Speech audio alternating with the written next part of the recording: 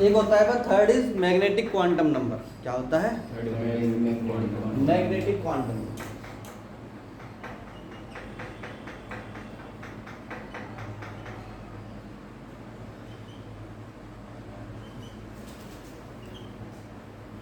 Magnetic quantum number क्या होता है समझो ध्यान से।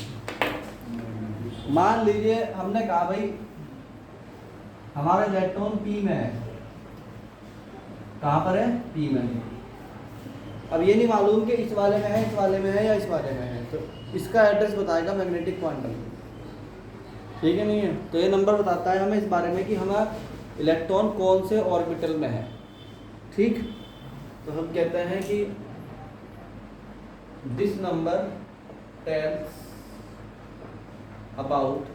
tells us about electron exist in which orbital। कौन सी ऑर्बिटल में इलेक्ट्रॉन एग्जिस्ट करता है। आई बात समझ में है?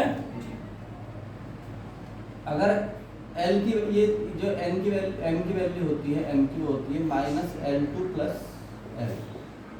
ध्यान रखना। ठीक, तो अगर N की वैल्यू L की वैल्यू मान लो कि 0 है, तो M की वैल्यू भी क्या होगी? 0। L की वैल्यू मान लो 1 है, तो M की वैल्यू क्या होगी? -1 0 + 1। आई बात समझ में?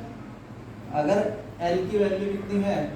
2 है, M की वैल्यू -2 -1 0 + 1 and +2। अगर L की वैल्यू 3 है तो इसका मतलब M बराबर कितना आ गया? -3 -2 -1 0 1 2 3। ठीक है नहीं? अब जरा और ब्रॉड लेवल पे देखो इसको। L की वैल्यू 0 है, L की वैल्यू कितनी है? 0। M की वैल्यू भी कितनी है? 0। L बराबर 0 किसके लिए है? S के लिए। किसके लिए? S के लिए।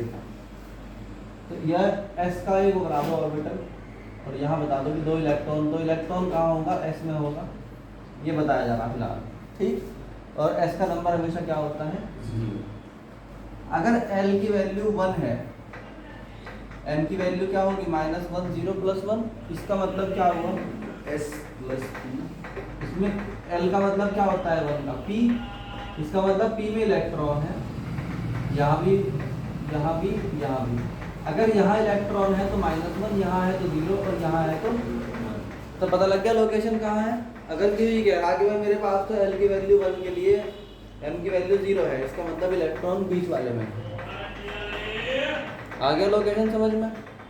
अब L की वैल्यू मान लो 2 है, तो M की वैल्यू -2 -1 0 + 1 + 2, यानी कि D में 5 ऑर्बिटल होती हैं। 1 2 3 4 5 0 1 2 -1 -2। ठीक है? ऐसे L की वैल्यू 3 है तो क्या होगा? 7 ऑर्बिटल होंगे।